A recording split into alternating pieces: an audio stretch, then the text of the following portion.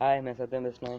आज आपको English 12th class की पनोरमा बुक का second chapter the portrait of the lady by Khushwant Singh का लाइन टू लाइन एक्सप्लेनेशन दूंगा और मैं आपको हर वर्ड का मीनिंग भी बताते चलूंगा जो आपको डिफिकल्ट लग सकते हैं। ठीक है, तो आइए हम स्टार्ट करते हैं आज इस चैप्टर को।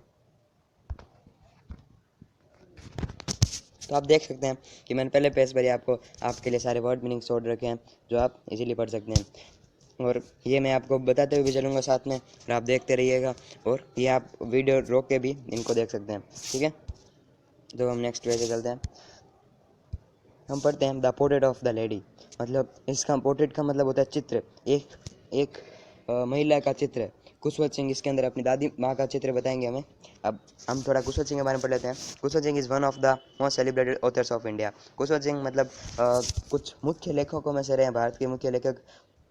Apart from is a writer, he has been a lawyer. वो मतलब एक लेखक के अलावा एक लॉयर मतलब वकील भी रहे हैं। A public relation officer and the editor of the illustrated weekly off India. मतलब वो एक लोगों से संबंधित कोई ऑफिसर भी रहे हैं, और एक अखबार है the illustrated weekly off India, उसके संपादक भी रहे हैं। उनकी दो बहुत फेमस नॉवेल्स हैं। एक तो ट्रेन टू पाकिस्तान जो उन्होंने 1956 में लिखी थी, 1956 में, और एक shall not hear the nightingale, वो 1961 में लिखी थी। तो अब हम पढ़ते हैं उनके इस चैप्टर को, the portrait of the lady. ये बहुत शानदार चैप्टर है। इनके अंदर पहले तो अपनी दादी माँ का इंट्रोडक्शन देंगे, मतलब उनका कैसा था पूरा शरीर, और उनको कैसे दिखती थी, और बाद में हमें बताएंगे कि उनकी दादी माँ थी वो, मतलब उनका व्यवहार कैसा था, उनके और दादी माँ के बीच में क्या रिश्ते थे। ठीक है, तो हम पढ़ते हैं। वो शुरुआत में वाले, my grand mother like everybody's grand mother was an old women. मतलब मेरी दादी माँ दूसरों की दादी माँ का जैसे ही बूढ़ी दादी माँ है। She had been old and wrinkled for the 20 years that I had known her. मतलब वो बोल रहे हैं कि मैंने 20 साल से उसे देख रहा हूँ, और 20 साल से वो बूढ़ी ही है।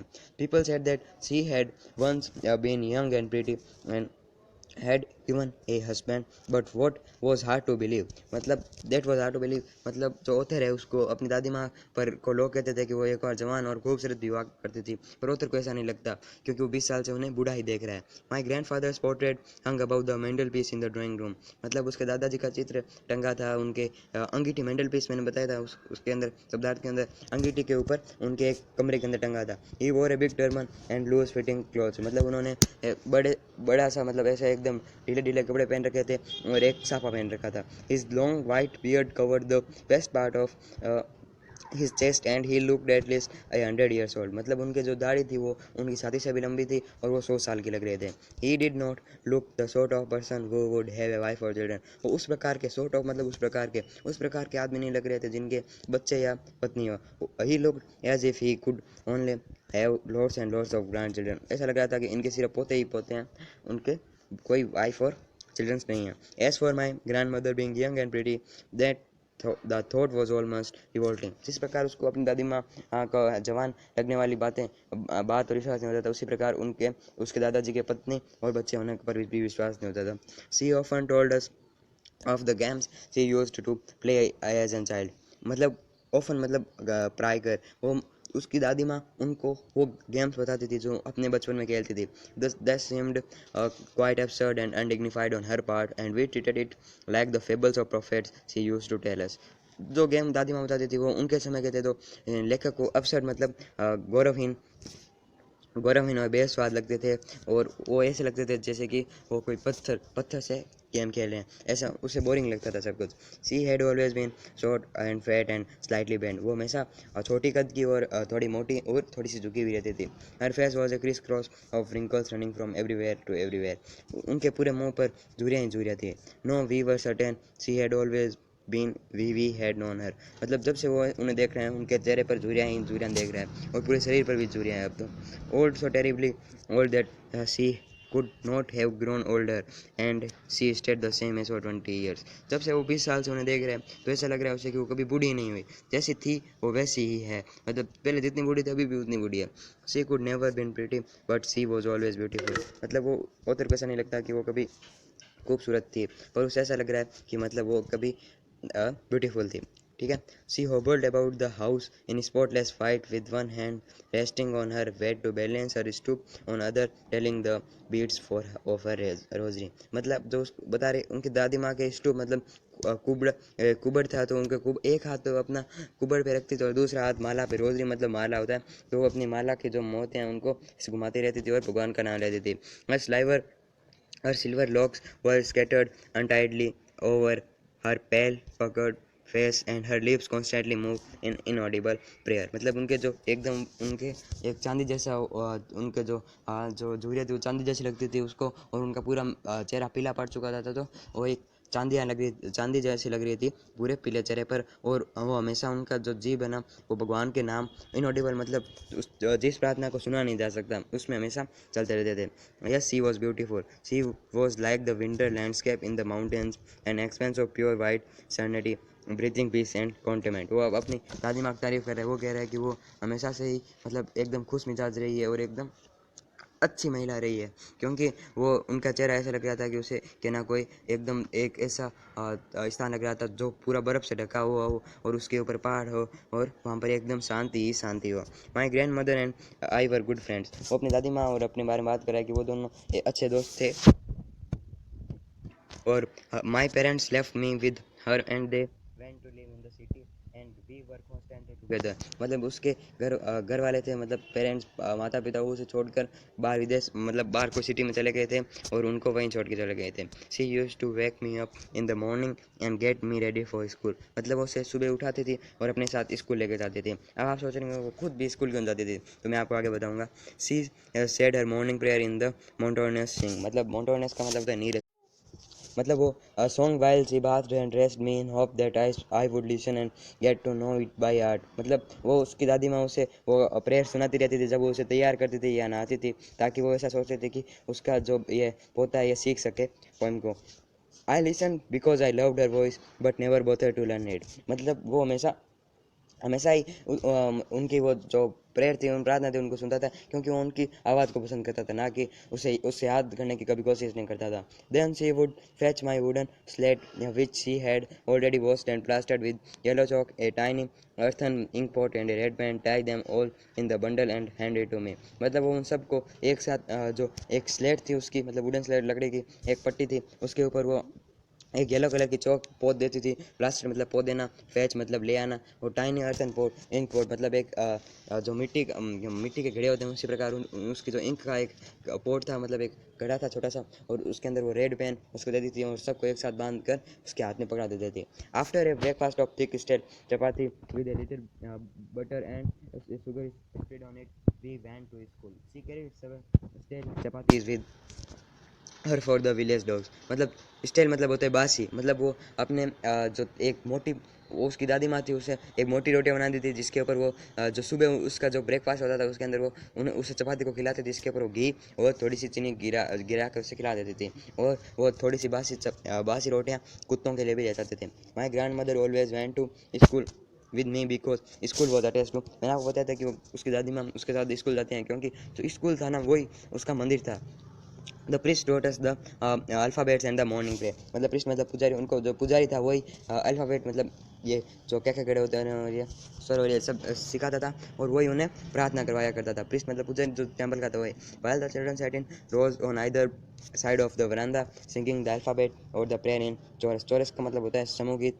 माई grandmother sat inside reading the scriptures. Scripture मतलब ग्रंथ। मतलब वो बोल रहा था कि जैसे वो प्रिस्ट उनको पढ़ाता था तो बच्चे एक पंक्तियों में एक वृंदा के मतलब एक वृंदा के इधर साइड बैठ जाते थे और सब एक साथ में अल्फ़ाबेट या फिर प्रार्थना गाया करते थे, और उसकी जब उसकी दादी माँ ग्रंथ पढ़ा करती थी टेम्पल के अंदर जाके, मंदिर के अंदर जाके। When we both had finished we could walk back together. This time the village dogs would meet us the temple door. वो जाते समय मतलब कुत्तों के लिए खाना लेके जाते थे और दोनों एक साथ ही ख़त्म करते थे, और उसकी दादी माँ वो ग्रंथ पढ़ लेती थी और वो अपना जो स्कूल का जब टाइम खत्म हो जाता था तब वो जाते थे, तो जो उनके गांव के कुत्ते थे वो उनके साथ पीछे पीछे चल देते थे, क्योंकि वो अपनी रोटियां फेंकते चलते थे, तो कुत्ते एक दूसरे से रोटियों के लिए लड़ते और झगड़ते हैं ना, उनके पीछे पीछे उनके घर तक चलते थे।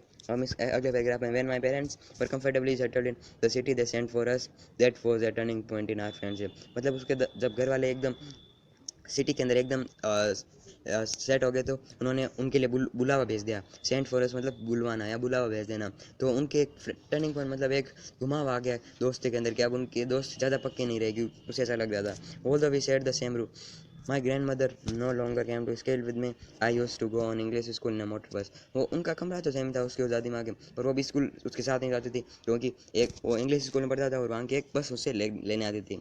There were no dogs in the streets, she took to feed in sparrows in the courtyard of our city house. मतलब अब वहाँ पर वो कुत्ते तो रहे नहीं थे, क्योंकि वो बाहर भी नहीं जाते थे। तो वो अब जो चिड़िया स्पैरोज हैं उनको अपने घर के वरांदा के अंदर बुला बुला के उनको खाना खिलाते थे।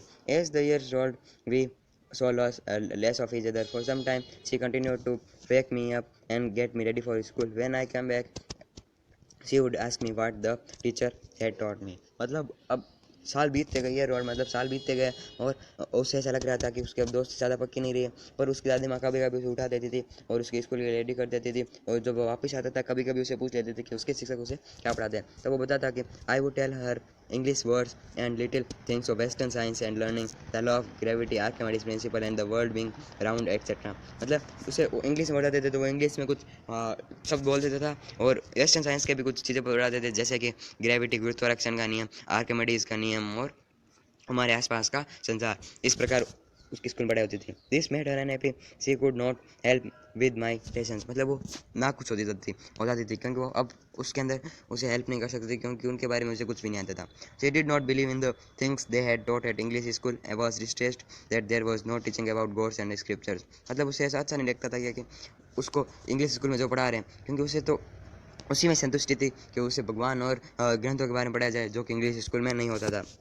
One day I announced that I were being given music lessons. She was very disturbed.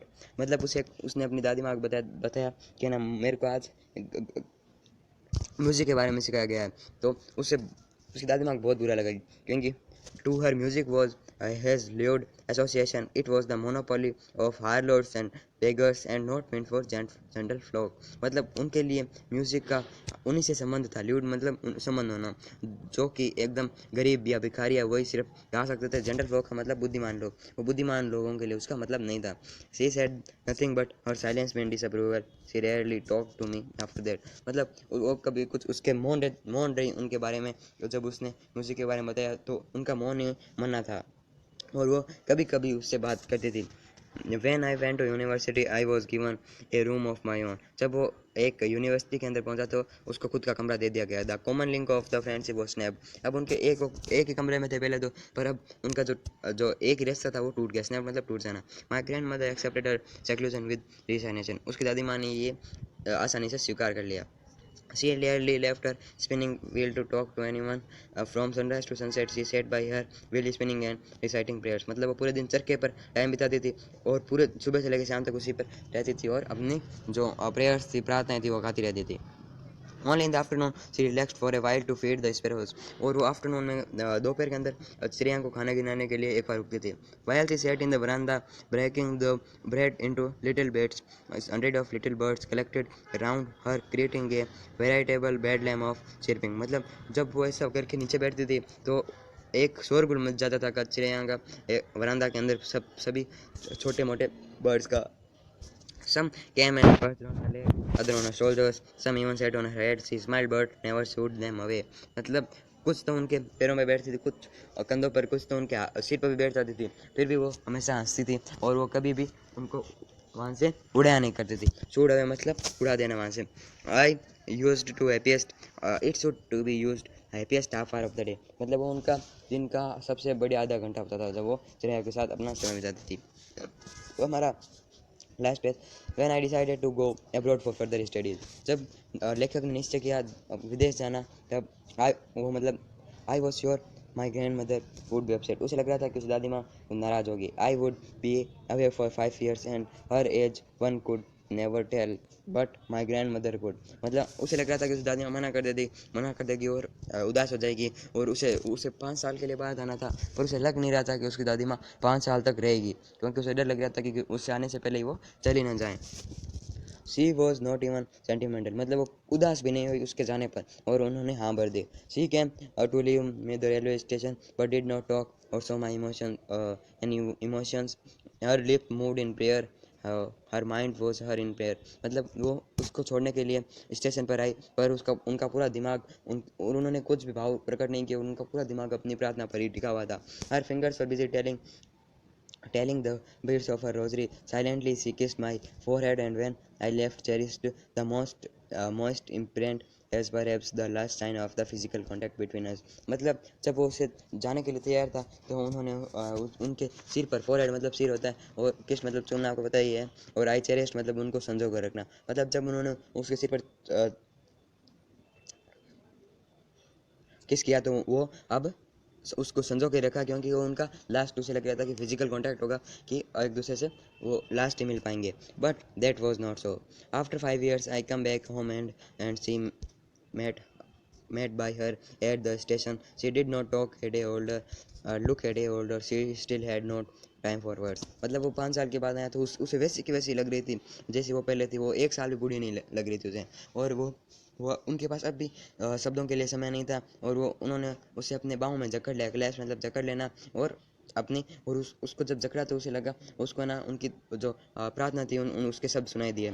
Even on the first day of my arrival her happiest moments were with the sparrows whom she fed longer and with Phaner's rebukes। मतलब जब वो वापस आया तो उनका जो उससे भी उनके लिए वो खुशी का क्षण था जब वो अपनी चिड़ियों को खाना खिलाते थे अब, और उनको अच्छी झिड़कियाँ दिया करती थी। In the evening a change came over her, she did not pray, she collect the women of neighbour got an old drum and start sing. मतलब उनके शाम को एक चेंज आया उनके अंदर कि ना वो अब प्रार्थना नहीं कर रही थी। उन्होंने अपने आसपास की जो आसपास की पड़ोस की महिलाएं थी उनको इकट्ठा किया, और एक पुराना सा ड्रम लिया, मतलब ढोल लिया, उसे उसे पीटने लगे और गाने लगी। For several hours she thumped the sagging skins of the dilapidated drum and the sang of the home coming of the warriors। उन्होंने मतलब घर आने का गाना गाया और कुछ घंटों के लिए गाया, और उस dilapidated मतलब दोनों तरफ से बजाने वाले ड्रम पर वो गाती ही रही। We had to pursue her to stop to avoid overstraining, that was the first time since I had known her that she did not pray। मतलब ऐसा पहली बार हुआ था कि उन्होंने प्रार्थना नहीं की, और उन्होंने धक्के से उन्हें रोका, क्योंकि ऐसा लग रहा था कि ये ज़्यादा गाएंगी तो उन्हें कुछ परेशानी ना हो जाए। The next morning she was taken ill, अगले दिन वो बीमार पड़ गई। It was a mild fever and the doctor told us that it would go. मतलब डॉक्टर ने तो उन्हें ऐसा बोला कि वो ये बुखार चला जाएगा। मिल मतलब एकदम हल्का फुल्का बुखार होता है, पर उसकी दादी माँ ने क्या सुना देखे। But my grandfather to grandmother thought differently. मतलब उसको दादी माँ को अलग तरीके से ले लिया कि मतलब वो चले जाएंगे, उन्हें लगता था कि वो खुद मरने वाली है। She told us that her and was near. She said that since only a few hours before the close of first chapter of her life she had omitted to pray।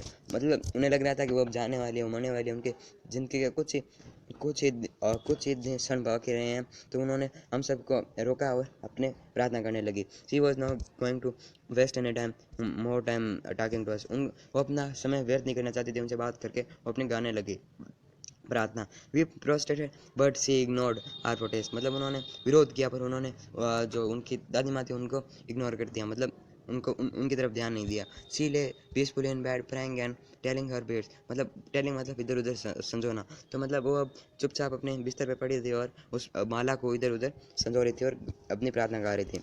Even before we should suspect her lips stop moving and the rosary fell from her lifeless fingers, a peaceful pallor spread on her face and we know that she was dead। मतलब वो उससे पहले कि उन्हें वापस से उठा पाते तो उनके हाथ से मतलब जो माला थी वो गिर गई, उनके जो और थे वो बंद हो गए, और उनका हाथ एकदम जीवित मतलब जीव रहित हो गया, और उनका चेहरा एकदम पीला हो गया। मतलब पहले मतलब एकदम पीला होना, स्पीड ऑन मतलब फैल जाना। तो अब उन्हें पता चल गया वो मर गई है। We lifted off the bed and as in customary मतलब रीति रिवाज होता है, उन्होंने उन्हें बेड से उठाया ऐसे और रीति रिवाज की तरह। Laid her on ground and covered her with red shroud, और उन्होंने उसे लाल कफन से ढक दिया। After a few hours of mourning का मतलब होता है दिलासा करना, यह and we left her alone to make arrangement cremated. The sun was setting and had a lit her room and verandah with a blaze of golden cremate light. ठीक है, मतलब सूर्यास्त होने वाला था, उन्होंने उनके दाग संस्कार की जो होती है वो सब वो की क्रिया किया, और मतलब वो उनको अपने उनकी व्यवस्था की दाग और संस्कार की। और शाम हो रही थी तो वो उनके रूम के अंदर जो क्रूड मतलब होता है कि क्रूड मतलब एक बद्दा सा स्ट्रेचर लेके आया जिसके ऊपर वो उसके उठा के लेके जाने वाले थे। और जब सूरज डूब ही रहा था तब एक सूर्य के एकदम सुनहरी ज्योति आ रही थी उनके कमरे के अंदर। अब देखने क्या होता है, we stopped halfway in the courtyard. उन्होंने आधे अपने मतलब जो पूरा बरामदा था उनके अंदर बीच में ले जाके उनको रख दिया। ऑल ओवर द बरामदा and her room right up to where she lay dead and still ब्रेव्ड the red shroud thousand of sparrows sat scattered on the floor. जहाँ उनका कमरा था वहाँ से लेके उनके पूरे बरामदा तक ना एकदम चिड़िया फैल गई थी, सब तरफ चिड़िया थी, हजारों चिड़िया वहाँ पर आ गई थी और सब चुपचाप बैठी थी। देर वाज नो चिरपी, वहाँ कोई चहचहाट नहीं थी उन चिड़ियाओं के अंदर। We felt sorry for the birds and my mother used to fetch some bread for them, she broke it in little crumbs that my grandmother used to do and throw it to them. मतलब अब कोई चहचहाट नहीं थी तो उनकी दादी उसकी जो हमको ऐसे माफ़ी लग रहा था कि हम इन चिड़ियाओं के लिए अब क्या कर सकते हैं, तो उनकी दादी माँ ने उसको उनकी दादी माँ की तरह वो जो ब्रेड रोटी के टुकड़े उनको चिड़िया की तरफ फेंक दिए, पर उन्होंने उस पर ध्यान नहीं दिया। The sparrows took no notice of the bread when we carried my grandmother corpse they fly away quietly. मतलब उन्होंने जब उनकी लाश को उठाया तब वो सारी चिड़ियाँ उड़ गई थी। Next morning the sweeper saved the bird crumbs into the dustbin. मतलब अगले दिन जो स्वीपर था, मतलब जो झाड़ू निकालने वाला था, उसने उन जो रोटी के टुकड़े थे उनको डस्टबिन के अंदर फेंक दिया, क्योंकि उससे अब खाने वाला कोई नहीं था। तो फ्रेंड्स, आज का चैप्टर होता है वो कंप्लीट हो गया है। तो अब आप इसको ज़्यादा से ज़्यादा शेयर कीजिए ताकि जो इस संकट की घड़ी में सब लोग फंसे हुए हैं आपके दोस्तों, ताकि वो भी ये कंटेंट देख सके। Thank you. और आप अगर इससे अच्छे से समझ नहीं आया तो आप मेरे को कमेंट्स कीजिए, लाइक ज़रूर करना और सब्सक्राइब भी करना। Thank you.